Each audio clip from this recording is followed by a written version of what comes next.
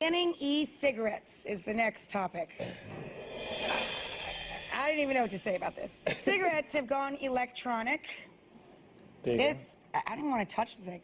This is an e-cigarette. It looks, feels, and tastes like a cigarette, but it isn't.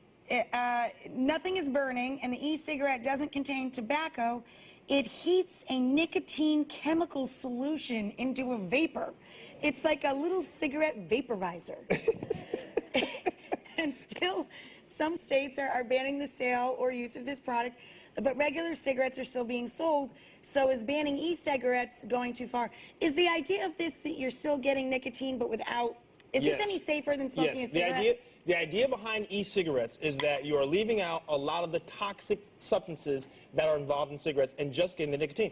People smoke because of their nicotine addiction. Correct. So the concept behind an e-cigarette is completely fine. But let's back up for a minute.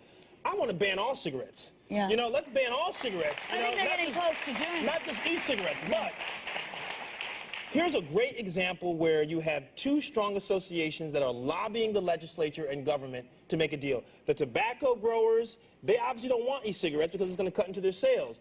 The e-cigarette association, they want, obviously, their cigarettes to be sold online. Here's the issue. The FDA has said be careful because we've done a test and there are some carcinogens, things that cause cancer, and some other toxic chemicals that they found in some of the e-cigarettes. The problem is the FDA based it on a very small study that was not entirely scientific. Here's my opinion. Don't ban e-cigarettes and also not ban regular cigarettes. If you're going to ban one, ban the other.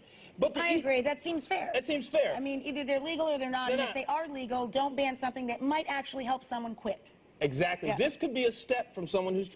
Cigarette smoking to quit is very tough, Rachel, very tough. I have friends that wear the nicotine patches. It's the same idea. Same idea. It's one step away from the actual product. I just think this is mired in political controversy. These two different sides are worried about selling, and the government's in between, and, you know, unfortunately, the consumer is the one who loses out. Now, I know you don't like... I know you think they're icky, but... I mean, the idea is just weird to me. It is weird. Because it's a chemical in here, like, you know you're putting a big pile of chemicals.